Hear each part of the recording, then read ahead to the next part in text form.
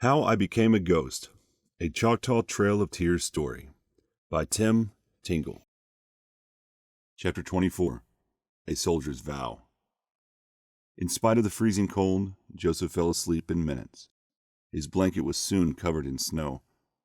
I knew he was exhausted from the long day of rescuing Naomi, setting fire to the soldiers' camp, rushing Naomi to the bone picker's wagon, and catching a raccoon with his bare teeth.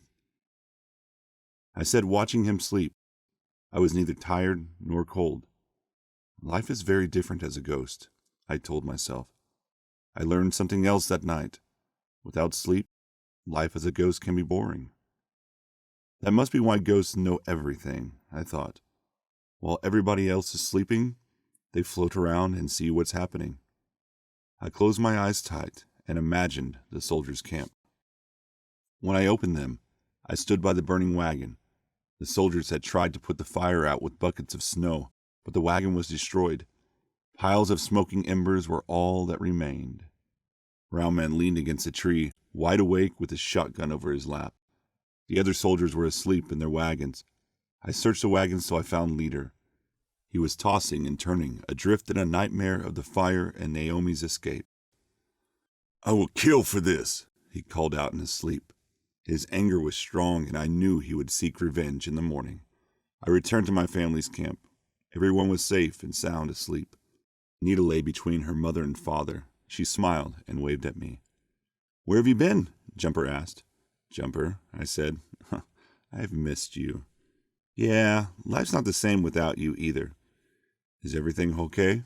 I asked. "Okay for now, but stay close in the morning. Trouble's coming. That's what everybody says." "Well, everybody is right. The soldiers will be looking for you, you know." "How'd you like my act?" Jumper said with pride. "I jumped in the river and got their attention so you and Joseph could save Naomi. That water was cold, but it was worth it." "You were great, Jumper. But this battle is not over quite yet," I said. "Get some sleep, and I'll see you in the morning." "Chi pasa la chique," Jumper said. When he saw the surprised look on my face, he added, "What? You never heard a dog speak Choctaw before?" "Jumper, you have to be the smartest dog in the world." "You okay," said Jumper. I waved goodbye as I floated away. The light of the day came slow and quiet that morning. No red streaks in the sky announced a sunrise. I circled the soldiers' camp till one by one they rolled out of bed and joined Leader by the campfire. "Stay together today," Leader said. "We will find the girl. She and her family will pay. Feed the horses well and carry extra shotgun shells. If anyone runs, shoot 'em." "Do you want anyone to guard the camp?" asked Pointy Nose. "No," shouted Leader. He grabbed his shotgun and walked slowly to Pointy Nose. "Ask me that again," he said in a low and menacing voice. "Do you want anyone to guard the camp?" Pointy Nose stammered. Leader tilted his hat to the back of his head and looked to the sky. Every soldier stared at him, unsure of what he would do next. Leader took a step back, lifted his shotgun to his shoulder, and swung it hard at the skinny soldier. Pointy Nose fell to the ground, with blood flowing from a cut in his forehead. "Do you have your answer?" Leader shouted. "No guards, you are not getting out of this." Roundman leapt to his friend and wrapped a cloth around his head. Blood soaked through the cloth, and Roundman packed the wound with snow to stop the bleeding.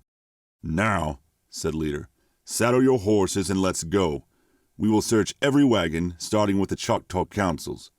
Climb in the wagons and search in every corner. When you find the girl, bring her to me." As the soldiers mounted their horses and stepped to the icy road, Leader shouted, "Someone will die today."